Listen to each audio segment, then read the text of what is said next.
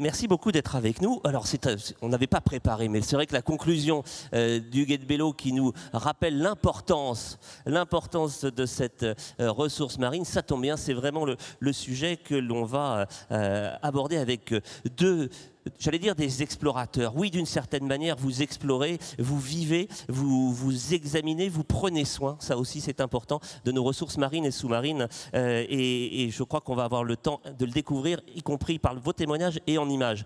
Carole Delga, c'est une manière de conclure cette journée que vous avez souhaitée avec Loïc Géné-Girard. Expliquez-nous ce que vous attendez de cette soirée, enfin de cette dernière séquence. Avec le président de la région Bretagne, nous partageons le souci de toujours faire des diagnostics exacts, mais également d'être dans le concret pour les solutions et de ne pas être juste dans l'exaltation de peur, de colère ou juste dans le flot de paroles.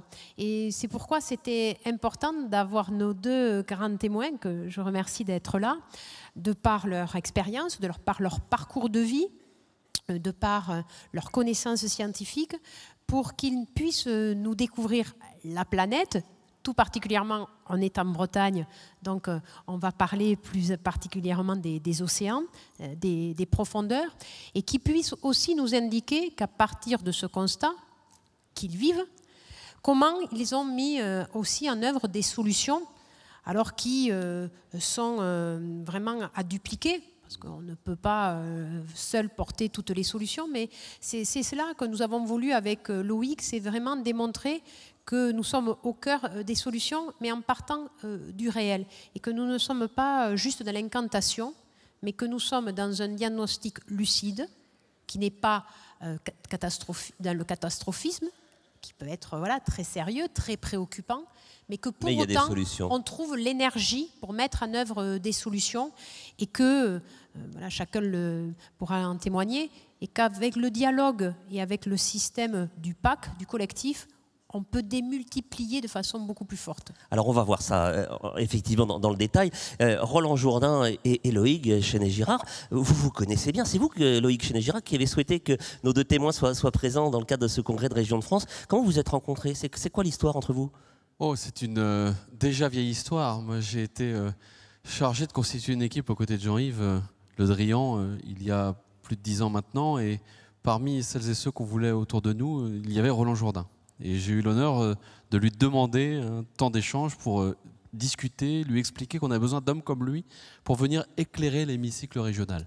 Pour venir en tant que citoyen engagé, entrepreneur, sportif de haut niveau, skipper reconnu, multi-décoré, venir double vainqueur de la route du Rhum, dire dans l'hémicycle comment il voit le monde et comment il voit les solutions. Oh. On s'est rencontrés, on s'est plu, on a bossé ensemble. Il n'est plus malheureusement pour moi dans l'hémicycle régional, il a repris sa liberté, mais c'est un citoyen du monde breton et je voulais vous le faire découvrir. Roland Jourdain, c'est vrai que ça a un peu surpris quand on a découvert cet engagement.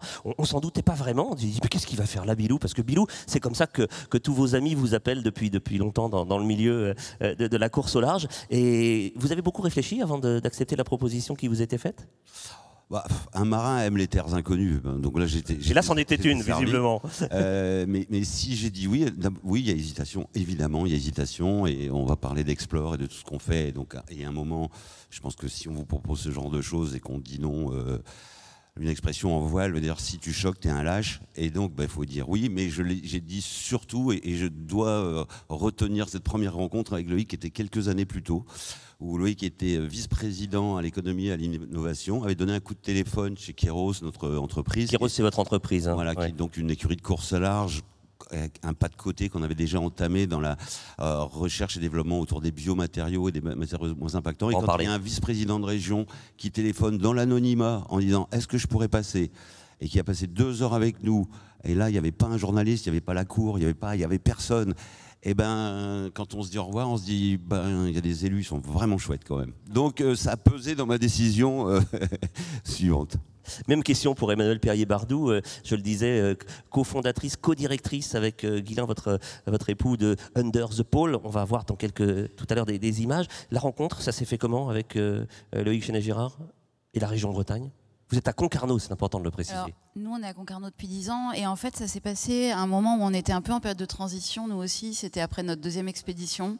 On allait lancer la 3e, notre équipe grandissait et on avait besoin de soutien. Et on est allé voir Loïc, par l'intermédiaire d'ailleurs du fonds Explore, qui nous a mis en contact et on lui a demandé en fait de nous accompagner, de nous aider et on a eu une réponse vraiment immédiate de la région qui nous a accompagnés tant d'un point de vue financier, ce qui était décisif pour nous, mais aussi dans l'accompagnement à la sensibilisation qu'on voulait faire auprès du jeune public. Ce qui est important, c'est des scientifiques qui bossent, qui découvrent des espaces que nous, on n'ira jamais voir. Inviolés, hein. On va voir des images tout à l'heure qu'on n'a jamais vues. Au fond de l'océan, nous n'irons vraisemblablement jamais, qui nous ramènent ces informations, qui acceptent de témoigner vis-à-vis des jeunes générations dans les écoles, qui travaillent à sensibiliser la population. Et puis, ce qu'ils font, tant Bilou qu'Emmanuel et toute l'équipe Under the Pole, c'est quelque part un antidote à la morosité. C'est un antidote à la morosité, parce que dans la période où tout ça vous rebooste, vous et vos collègues, de les rencontrer? On passe régulièrement des petits moments à Concarneau pour parler de l'avenir, et ça fait du bien de parler de l'avenir, parce que quand on parle que d'effondrement et que du fait de voir la société se détraquer et la planète se détraquer, c'est un peu angoissant. Alors, aller un peu là-bas, se poser, discuter, réfléchir au monde de demain, ça fait du bien. Alors, je vois que Carole Delga est très attentive pour mieux vous connaître et vous découvrir, mais l'un et l'autre, vous avez des liens avec votre région, l'Occitanie. Je crois, notamment Emmanuel Perrier-Bardou, vous avez travaillé ou vous allez le faire avec des territoires proches. Oui, alors nous, notre prochaine mission, alors on a une mission bientôt dans une autre région qui est à Cap-Breton, et ensuite on part pour 6 mois d'exploration scientifique en Méditerranée. Donc en effet, on va passer par l'Occitanie, puis nos 2 directeurs scientifiques sont dans des laboratoires du CNRS à Banyuls et à Perpignan, donc en Occitanie. Et puis vous, Bilou, hein, le catamaran à base, en partie 50% de fibres de lin, hein, dans la structure du bateau We Explore, avec lequel vous avez couru la dernière route du Rhum. Je crois qu'il a été fabriqué aussi dans cette région, je me trompe ? Oui, tout à fait. We Explore est construit à la Grande Motte, donc c'est un des chantiers outre-mer qui sont un des principaux chantiers français. Donc on a exporté notre savoir-faire breton, on a collaboré avec l'Occitan, on a travaillé d'ailleurs ensemble avec le chantier outre-mer grâce à un projet de région sur un développement de biocomposite. Donc il y a plein de petits liens qui se font comme ça, tout ça avec du lin normand. Voilà, on collabore entre régions, j'en suis le premier content. Le chantier outre-mer vient de prendre possession d'un chantier à Lorient d'ailleurs, ça fait 1 mois, donc on est vraiment entre nous.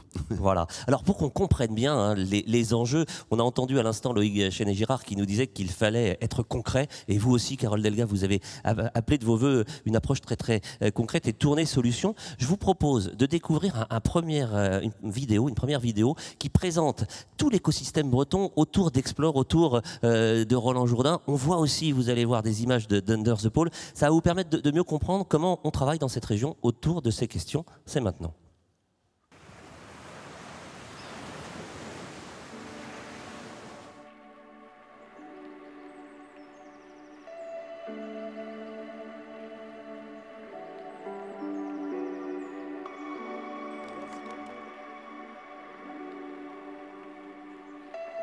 On a décidé de créer Explore, qui est un fonds de dotation. Le déclic, ça a été une prise de conscience de Roland et moi-même de notre impact sur l'environnement. L'idée, c'était de comprendre où on en était. On a fait notre bilan carbone sur un tour du monde, donc le Vendée Globe. On a déterminé un certain nombre d'impacts et que maintenant, on essaie au fur et à mesure du temps d'améliorer. La technique s'améliore, mais en parallèle, on y ajoute la notion de consommation, d'usage, d'être plus sobre, et c'est pas une punition.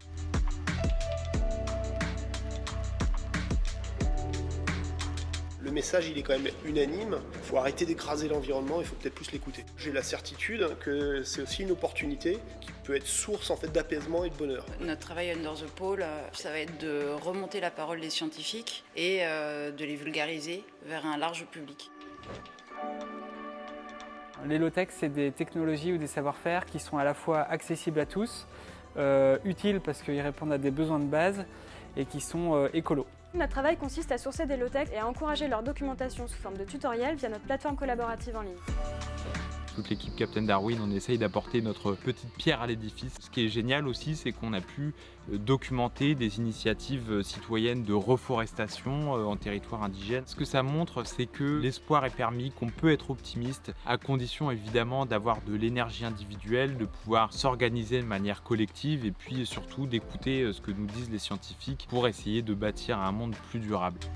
Il faut initier des petites entreprises du recyclage local. On broie le plastique et on va pouvoir le mouler pour fabriquer des nouveaux objets, des tubes pour faire de l'assainissement ou des planches pour remplacer le bois. Évidemment, les programmes pédagogiques aussi continuent à Concarneau et dans la région au sens large.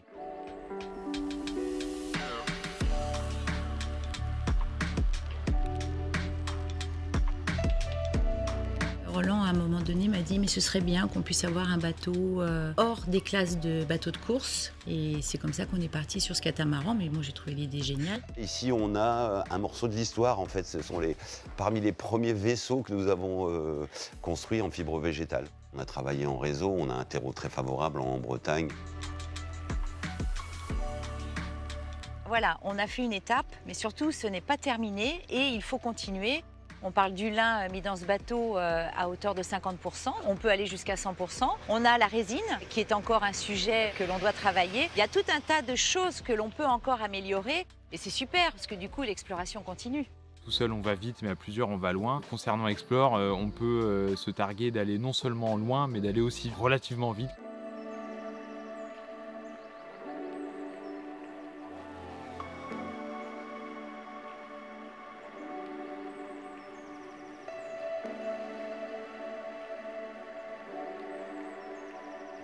Quand on peut vous applaudir effectivement collectivement à toute l'équipe. Alors quand on voit toutes ces images, évidemment, on a envie de vous poser plein de questions, mais ça tombe bien, les deux présidents de région qui sont à mes côtés ont prévu de vous en poser. Alors je me tourne vers vous, Carole Delga, vous avez peut-être déjà une première réaction, une envie d'en savoir un petit peu plus sur cette aventure. Alors, on a un peu échangé durant la pause déjeuner. C'est vrai que j'ai pu déjà mieux prendre conscience et connaissance des actions. Mais c'est comment on arrive à conjuguer en fait cet engagement professionnel qui est quand même très prenant avec une vie personnelle. Parce que je me dis, le chantier est tellement immense. Comment on peut arriver à concilier les deux et pas être dévoré. Ils vont vous répondre chacun leur tour, ils ont peut-être chacun leur expérience. Cet engagement. Voilà. Roland. Alors, pour ma part, j'ai une immense chance. Elle est présente dans la salle et mon épouse est co-skipper dans la vie. Sophie est 1000 fois plus que moi en capacité de faire du boulot et elle a cette empathie et ce besoin d'intérêt général. Et je crois que si on n'était pas en couple, si on n'était pas tous les deux, on ne saurait pas le faire. Enfin, en tous les cas, moi tout seul, ça serait impossible. Et ensuite, c'est la magie, je pense, de qu'est-ce qui s'agglomère autour d'une petite graine qui pousse. Comment ça marche une chaîne alimentaire dans l'eau. Des fois, l'univers se fait, l'écosystème se crée. Et pour Explore, en tous les cas, Sophie et moi, on a posé cette petite graine sur des constats qu'on avait ensemble, sur des valeurs communes et qu'on partageait avec des rencontres, mais Manu va développer. Et ensuite, on laisse aller. Hein. Ensuite, on est jardinier et puis on ne fait que éventuellement couper un petit peu les branches qui dépassent. Et on a une ruche qui grossit, une communauté qui grossit.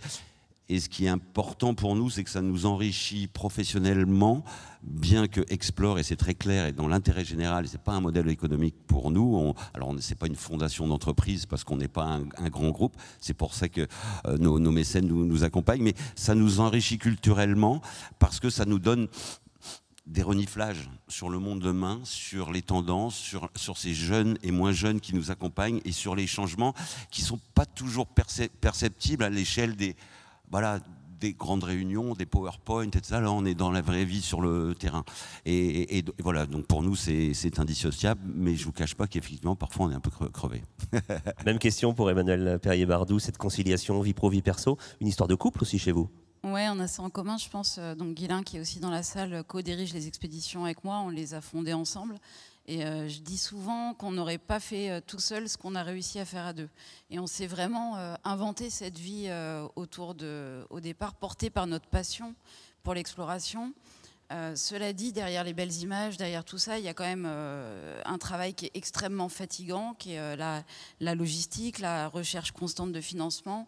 C'est assez épuisant, puis parfois la sensation de ne pas être assez écouté. Donc c'est d'autant plus important d'avoir des soutiens forts comme aujourd'hui.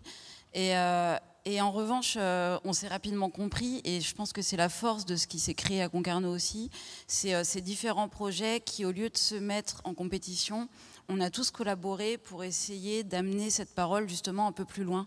Et ça fonctionne plutôt bien pour l'instant. Merci Emmanuel. Une question, un commentaire, ça se passe en Bretagne chez vous, Loïc Girard? D'abord, ça se passe à Concarneau. Et je peux vous dire que fut un temps, j'ai proposé à Bilou d'aller ailleurs en disant pour te développer, on va t'accompagner, on a plein d'idées. Et j'ai très vite compris que la magie du lieu était aussi importante que les hommes et les femmes qui composent ce projet. Donc ils sont à Concarneau et ils attirent du monde à Concarneau, et c'est une très bonne nouvelle. Ça montre aussi que par la quête de sens, l'objectif d'un projet, on peut s'affranchir de certaines frontières ou de certaines limites. C'est très important. Et il y a des hommes, des femmes que je rencontre chez vous qui viennent d'ailleurs en France, d'ailleurs en Europe, et ils deviennent bretons à Concarneau, et très vite ils intègrent cet écosystème, c'est formidable. Moi je voudrais que vous nous parliez de cette notion de développement sobre, de croissance modérée, parce que vous êtes, que ce soit Under the Pole ou Explore, en développement. Vous êtes en développement, c'est un sujet qui, avec Carole, nous parle beaucoup. Et en même temps, vous réfléchissez sur la nécessaire sobriété, l'économie, le fait de réduire notre impact sur le vivant, la biosphère. Et c'est intéressant pour nous tous ici que vous nous en parliez. Comment vous ressentez les choses? Et ma deuxième question, c'est quels sont les contacts que vous avez avec les grands groupes, avec les grandes entreprises? Est-ce qu'elles jouent le jeu? Est-ce qu'elles viennent s'inspirer chez vous? Ça nous donnera tous un peu, j'espère, d'espoir dans la période. Beaucoup de questions passionnantes. Qui veut commencer? Allez, Bilou. Oui, alors c'est vraiment la question. Tu as raison, et c'était en fil rouge tout l'après-midi. Cette sobriété, est-ce que c'est un gros mot? Est-ce que c'est un moteur? Est-ce que c'est un frein? À qui on peut en parler? Bien, mal? Effectivement, alors moi, dans le cadre de mes activités de course au large, finalement, d'un côté, la sobriété, elle fait partie de la performance. Parce que quand on part en mer pour essayer de gagner une course... Vaut mieux être léger, hein. Vaut mieux être léger, il faut gérer son énergie, son alimentation, etc. Bon, il se trouve qu'il y a des carrefours avec des limites, et je trouve qu'on ne devient plus raisonnable dans ce sens-là dans la course au large, comme dans des tas d'activités terrestres ou maritimes. Donc c'est un sujet, mais ça j'ai l'impression de l'avoir en moi. Alors il est parfaitement illustré par des projets chez Explore qui sont les aventures de Corentin de Châtel-Perron et du Low-Tech Lab en général, donc des technologies low-tech. La technologie de demain devrait être dans tous nos esprits, toute l'innovation devrait être utile. Pourquoi on fabrique des choses? C'est pour que ça soit utile, accessible au plus grand nombre et durable, écologique comme Corentin en parle. Donc c'est simple à dire, mais c'est une équation très difficile à faire rentrer dans les consciences. Et chez nous, mais je sais pas, je vais pas citer beaucoup d'exemples, mais par exemple, on parlait de l'eau cet après-midi, chez Kairos Explore, on est en toilette sèche depuis une douzaine ou une quinzaine d'années maintenant. Ce qui était une énorme surprise pour tous les artisans, chefs de chantier, enfin tout ceux ça bouscule un petit peu les habitudes. Ça bouscule. Ça marche très bien. Le bâtiment a été éco-rénové, mais la seule trace symbolique qui reste finalement au quotidien, c'est les toilettes sèches, et ça te reprend toujours aujourd'hui. Alors que là, il y a des économies d'eau, mais très nettes, et on sait faire du compost, et on sait faire des circuits, et il y a vraiment une économie nouvelle pour le coup. Et là, je suis OK de parler de croissance, parce qu'il y a une recroissance au niveau du pipi-caca. Mais encore faut-il en parler. Le bateau où il explore sur lequel on est, la moitié de la nourriture, elle est faite au four solaire. Le soleil, on a parlé du soleil tout l'après-midi. Ça marche, hein. C'est des petites choses. Alors peut-être que si on fait les chiffres, une cuisson au four solaire sur l'année, c'est pas grand-chose en mais c'est multipliable. Mais c'est l'effet levier que ça donne. Et l'envie d'aventure pour aller vers une autre exploration, d'une autre low-tech ou d'une autre façon de vivre. Et là où la technique est intimement liée à l'usage, c'est que finalement, au bout du compte, on se rend compte que cet usage, mais je n'en ai plus besoin. Donc toute la technique associée, je peux m'en passer. Sobriété heureuse et créative, hein, comme disait Philippe Madec. Et c'est ça qui est intéressant. Et donc nous, notre écosystème, notre petite ruche, notre idée, c'est d'essayer d'embarquer tout le monde dans un nouveau récit, mais qui soit concret, puisqu'on est là, on existe, on peut montrer les erreurs et les succès qu'on a. Mais c'est surtout qu'il faut raconter des histoires drôle, il faut embarquer le citoyen, le consommateur, le lecteur, l'auditeur. Il faut, voilà. Alors, et ça, vous le faites bien. Nos habitudes. Et Emmanuel aussi, d'ailleurs. On essaye en tous les cas, parce qu'il faut, comme le dit Loïc, il faut le faire joyeusement, sinon ça ne marchera pas. Et pour les grands groupes. Pour les grands groupes, ouais. Mais non, mais venez un peu plus souvent chez nous, parce que au fond de tout ça, et Monsieur le Président du MEDEF en parlait tout à l'heure, c'est la transformation de l'entreprise. Parce qu'effectivement, il n'y a pas qu'elle, mais c'est un gros vecteur du changement. Et cette transformation-là, si on ne la fait pas tous ensemble, si on ne coopère pas tous, ça ne marcherait pas. Donc c'est vraiment ouvert chez nous, venez. Emmanuel, la question de Loïc. J'ai pas grand-chose à ajouter, en fait, il l'a très bien dit, Bilou, mais non, voir que c'est pas une punition. Nous, on vit une grande partie de notre temps sur un bateau de 20 mètres, où la sobriété, elle est forcée, j'ai envie de dire, mais où on le vit bien. On est tout le temps en train d'économiser l'eau, on est tout le temps en train de faire attention à ce qu'on mange, d'essayer d'avoir des choses locales, de réduire notre impact. Et en fait, ça se passe bien, ça peut même rendre heureux. Et l'autre chose que je voulais dire, c'est que c'est repenser aussi nos ambitions. C'est-à-dire que nous, l'exploration sous-marine, à la base, c'est pas quelque chose qui est très sobre, parce que pour aller profond, pour vivre sous la mer, il faut des équipements. C'est pas, hein, il faut des équipements, on va le voir dans quelques instants. Il faut des équipements, et au départ, notre rêve à Guilain et moi, c'était d'avoir un sous-marin crash-plongeur pour aller au fond des océans, et on s'est rendu compte que c'était pas dans l'air du temps. Et c'est pour ça qu'on a fait cette capsule là qui est juste devant, et qui est une capsule qui coûte pas beaucoup d'argent, qui a aucun impact sur l'environnement, mais qui nous permet de réobserver les fonds marins dans la durée comme on pouvait pas le faire jusqu'à maintenant, de faire de l'éthologie sous-marine, comme on peut se confondre dans la forêt pour étudier certains animaux, étudier les récifs coralliens dans le milieu. Voilà. Et en ça, elle est assez low-tech, notre capsule. Alors, Carole Delga et Loïc Chenet-Girard, si vous en êtes d'accord, à ce stade, et pour faire le lien avec ce que vient de dire Emmanuel Perry-Baroudou, je vous propose qu'on découvre en images la réalité d'Under the Pole, et puis promis après, c'est vous qui posez les questions. On est rentré avec tous nos doigts, tous nos orteils, avec les images qu'on était allés chercher, des images extraordinaires qui témoignent d'un monde de glace, un monde en voie de disparition. Au moment où Guilain, Emmanuel et leur équipe traversaient l'épaisse couche de glace pour accéder au monde merveilleux qu'offre l'océan Arctique, la suite d'Under the Pole s'écrivait déjà. Avec une volonté, confronter les capacités humaines au milieu sous-marin, afin de mieux raconter et préserver les océans. Et alors, ça fait quoi de quitter ce monde-là ? Et on répond tout de suite, on reviendra.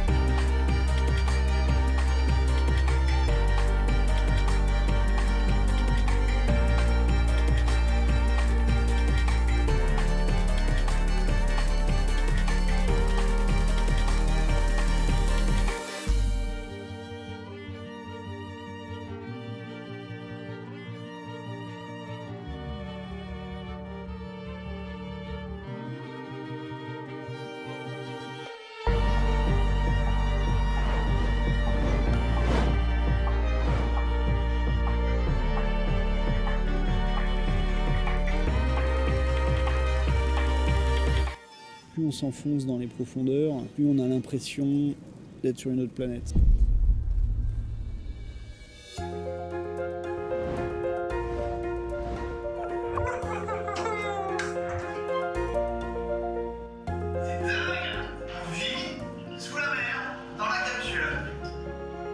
Notre regard, il a beaucoup évolué depuis 12 ans. Plus que jamais, il faut mettre des moyens et de l'énergie dans l'exploration scientifique. C'est porteur d'espoir, c'est porteur d'avenir. On a besoin de mieux connaître les océans. J'espère qu'on va trouver des gens pour nous accompagner et nous suivre dans ces missions-là sur le long terme. C'est l'échantillon le plus profond qui ait jamais été récolté dans le monde. C'est extraordinaire.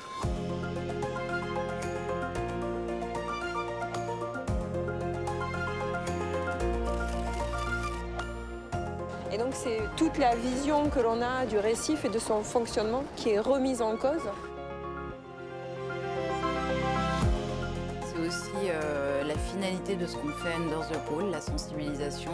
Et c'est pour ça que tout l'équipage est mis à contribution aujourd'hui et tout le monde est super content de partager notre passion, de partager nos connaissances et ce qu'on fait.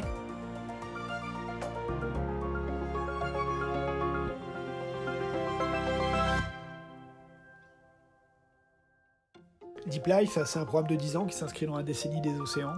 On va étudier dans le monde entier les écosystèmes profonds à travers la thématique des forêts marines. Et pour ça, on a dessiné le Why Not. Le Why Not, c'est un peu notre voilier océanographique idéal. On l'a dessiné pour être à la pointe de la plongée scientifique.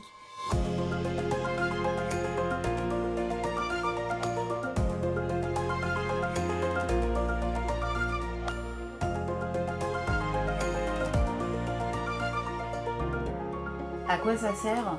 En fait, ces écosystèmes profonds, ces mondes sous-marins, ces oasis, elles sont restées pendant longtemps dans l'ombre. Et aujourd'hui, on sait qu'on a besoin de mieux les connaître, de les découvrir pour leur conservation. Alors notre défi à nous avec Under the Pole, ça va être de rendre visible l'invisible. Voilà, rendre visible l'invisible. Carole Delga, je me tourne vers vous. Vous avez beaucoup de questions à poser à nos invités. Alors je vous les laisse, vous allez pouvoir approfondir. Je pense que ce qui est important, c'est que vous nous donniez quelles sont les raisons d'espérer. Parce qu'on connaît la pollution marine, avec la Méditerranée que je suis, bien sûr, c'est la pollution plastique, puisque sur la Méditerranée, en fait, sont concentrés dans un très petit espace beaucoup de pollution. Il y en a d'autres sujets également sur les océans, mais vous qui êtes des explorateurs, quels sont les espoirs que vous avez, qui vous donnent envie de continuer le combat en pensant que on va y arriver à sauver cette planète et à la transmettre à nos enfants. Voilà. À nous sauver nous-mêmes, d'abord. On nous demande en fait très souvent ça. Est-ce que vous avez encore espoir? Et en fait, je pense qu'on n'a pas les moyens de perdre espoir. Et qu'est-ce qui me rend le plus confiante et qui me fait avancer aujourd'hui pour mes deux garçons et puis pour les autres générations, c'est de passer à l'action. Et il n'y a rien de tel en fait pour remédier à tout ça que de passer à l'action. Et en passant à l'action, et en particulier pour nous, à travers ces collaborations avec les scientifiques, on se rend compte qu'en effet, il y a de l'espoir. Donc évidemment, je peux témoigner ici de tout ce qu'on dit, parce que je l'ai vu de mes yeux, la fonte des glaciers, le blanchissement des coraux en surface, la fonte de la banquise, tout ça, on le voit, la pollution plastique, en effet, jusqu'au fond des océans, où on peut encore moins les ramasser que plus en surface. Mais en étudiant les océans aussi, on comprend qu'on les connaît très peu. On disait qu'on connaît mieux la planète Mars. Alors en tout cas, on connaît mal nos océans, c'est vrai. Et par exemple, nous, on a constaté en Polynésie que ces coraux profonds, donc entre 30 et 200 mètres, ne blanchissaient pas ou blanchissaient très peu, que finalement, ils étaient plus diversifiés que ceux de surface, et ce qui va à l'encontre de tout ce qu'on pensait. Et ce qui fait de cette zone profonde qu'on étudie un refuge, en fait, pour les écosystèmes de surface. Donc, il y a un espoir, parce que la nature est résiliente, mais il y a un espoir si tant est qu'on saisisse l'urgence quand même de protéger ces espaces, et c'est pour ça qu'on fait ce travail avec les scientifiques, et que les résultats scientifiques sont importants, mais il est encore plus important de les faire remonter pour avoir des mesures de conservation rapides. Merci beaucoup. Même question aussi pour Roland Jourdain. Alors moi, j'ai pas les compétences, les talents et les qualités de sirène de Manu, donc j'ai d'autres choses. Non, ce qui peut me rendre optimiste, c'est ce dont on parle tous là, c'est qu'il y a des îlots comme ça, des îlots d'optimisme, des îlots de solutions qui existent pour peu qu'on veuille bien les écouter et les laisser s'exprimer, parce que forcément ils disent pas la même chose que ce qui s'est dit depuis 50 ans, et c'est normal, sinon on n'en serait pas à cette extrémité-là. Donc c'est très enrichissant et c'est très rassérénant de voir cette génération qui pose plein d'autres problèmes à côté, puisqu'on parle du monde dans l'entreprise, on ne sait plus se parler intergénérationnellement. Je pense que dans les institutions, c'est pareil. Enfin, on a un vrai clash, on a un vrai crack, on a un vrai bug qu'on essaye via le fonds Explore, justement, d'analyser et de sortir des pistes de solutions, parce qu'on est tous là pour les mêmes bonnes raisons, je crois. Moi-même qui vous parle là, je suis le parfait homo sapiens du XXe siècle, qui a sa vision, ses valeurs et l'envie que tout ça, ça change, pétri de ma culture, de mes envies d'aller plus vite que les autres sur l'eau, d'être... Enfin, je suis pollué par mes habitudes d'un presque soixantenaire. Donc c'est très, très délicat, mais c'est ce qui nous fait tenir. Et justement, le point d'équilibre, on parlait de fatigue tout à l'heure, mais le point d'équilibre, vous devez le vivre aussi tous les jours, c'est que on est content que des mouvements comme ça grossissent, et il ne faut surtout pas, dans le monde d'aujourd'hui, rester dans l'entre-soi, et c'est le risque, et c'est comment aller vers le plus grand nombre, comment ne pas se radicaliser, comment ouvrir ces sujets qui peuvent être touchy, mais aussi excitants, drôles que clivants, et c'est vers cette face blanche là qu'on veut faire tourner les choses dans tous les cas. Loïc Chanay-Girard, cette relation avec la jeunesse, je sais qu'elle vous tient à cœur aussi. Ben oui, ça me tient à cœur parce que, encore une fois, quand on voit ces images, on ne peut pas rester insensible. Et nous qui sommes soit élus, soit décideurs du monde de l'entreprise dans cette salle, on doit penser à cela tous les jours, tout en ayant en tête nos enjeux du quotidien qui, pour une grande partie des Françaises et des Français, c'est simplement remplir le frigo. Et c'est ça la complexité du monde dans lequel on est.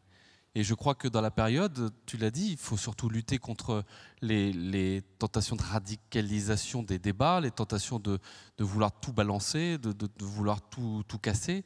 Et je crois que l'avenir, c'est ni le productivisme, ni la décroissance, c'est l'équilibre entre le vivant, l'humain et tous nos modèles sociaux. C'est ça le combat qui doit être le nôtre. Et c'est ça la complexité absolue dans laquelle nous sommes, parce qu'effectivement, il y a un facteur temps qui est très compliqué. Moi, quand j'étais gamin, je jouais à SimCity, c'est facile, tu accélères le temps, tu t'es trompé, tu recules, puis tu repars. Bon, bah là, on ne sait pas faire ça. Et donc, il faut, encore une fois, être capable de penser ce monde de demain tout en gérant les urgences du quotidien. Et pour permettre notamment à Bilou de rebondir, lui qui a eu une expérience passionnante d'entrepreneur, encore une fois de skipper, et qu'il est encore, et un moment d'élu, ce qui serait intéressant, c'est que tu nous dises comment tu as vécu les choses dans ce moment qui était un peu suspendu dans ta vie où tu étais élu, et maintenant tu es revenu dans la société dite civile, et tu continues de servir la société avec toute l'énergie que tu y mets, et peut-être faire, non pas une leçon, mais de dire à nous tous... Là, il nous reste 2 minutes, donc ça va être simple. La leçon va être courte. Voilà, dis-nous ça. Je crois que, effectivement, quel que soit le milieu professionnel ou humain dans lequel on est, on vit avec des pionniers, des passionnés, des gens qui veulent avancer, des réfractaires par essence et une masse au milieu qu'il faut réussir à faire amener du côté dont on pense qu'elle est la force du bien. Alors, moi, très honnêtement, pour la faire courte, je me débrouille à peu près bien sur l'eau. Si j'ai pas ma co-skipper et femme à terre, je suis un très mauvais gérant d'entreprise, mais on se complète bien. Il y a un nomade et il y a quelqu'un qui a les pieds bien sur la terre. Et alors, dans le monde des institutions et de la politique, telle que c'est vrai que vous l'avez vécu pour une partie d'entre vous, hein, le premier jour on rentre en session plénière, on est un peu comme le gamin de 6e qui sort de CM2 et qui arrive en 6e et qui essaye de trouver les coins sympas avec qui parler, et c'est un monde inconnu, et c'est un monde très difficile à décoder, puisque c'est un langage. Donc c'est compliqué pour quelqu'un de la société civile du jour au lendemain d'être efficace. Et c'est ça qui, moi, la première année et demie m'a vraiment peiné, au point d'ailleurs de dire, moi je pense que je vais arrêter parce que je ne sers à rien. Je crois que le langage technocratique, comment on les appelle, les initiales, les aphorismes, non pas les... Voilà. Merci, les acronymes. Et c'est terrible parce qu'on se sent inutile, on se sent... Et finalement, aux mains... Alors heureusement, pour ma part, que j'avais un skipper qui était au top et qui j'avais confiance. Mais c'est vrai que j'ai vécu un mandat, j'étais pas en désaccord, donc c'était moins douloureux. En revanche, c'est très difficile et je reviens, et ça c'est tout ce qu'il faut améliorer dans notre vie, c'est qu'en tant que patron d'entreprise concarnoise, c'est très handicapant d'être élu parce qu'on vous colle tout un tas d'étiquettes. Et ça, c'est terrible, c'est un mal. Il faut aussi que les regards changent. Il faut que les regards changent là-dessus. D'un mot, Emmanuel, ça vous tente pas la politique? Vous n'êtes pas tenté de suivre cette piste-là? Je pense que je serais une mauvaise politicienne. Très bien. On arrive au terme de cette séquence. Le dernier mot avec vous, Carole Delga, peut-être ce que vous en retenez, puisque vous voulez partager avec les congressistes sur cet exemple breton qui peut évidemment inspirer plus largement. Oui, tout à fait. Ce sont en fait les mots très forts qui ont été dits par Roland ou Emmanuel, c'est-à-dire qu'il faut garder de l'espoir, il faut être optimiste et qu'il faut avoir toujours une capacité à rassembler, à comprendre l'autre, à convaincre. Et certainement pas à stigmatiser ou être dans des positions qui sont de radicalité ou d'agressivité. C'est-à-dire qu'on a un enjeu de transformer notre société, de transformer notre mode de vie qu'on a pu connaître sur le XXe siècle à l'aune de l'urgence climatique. Mais cela ne peut passer que par de la pédagogie et que par de la bienveillance. C'est-à-dire qu'il n'y a pas de place à la violence, ni physique bien sûr, mais même dans la violence, dans la confrontation des idées. Et que d'avoir de la conviction, qu'avoir un chemin qui certes est ardu n'empêche pas le souci de le faire partager et qu'il y ait le plus de monde possible sur cette aventure. Voilà. Merci beaucoup. Merci Loïc Géné-Girard d'avoir eu cette excellente idée de réunir sur ce plateau Emmanuel Perrier-Bardou. Et puis, alors oui, il faut aller dehors, vous avez raison. Il faut aller dehors parce que, dites-nous, prenez le micro Loïc. Allez dehors, allez voir la capsule, allez voir les équipements, allez voir les présentations qui vous sont faites sur le parking. Ça, je suis sûr que vous allez être passionné. Allez-y. Merci beaucoup.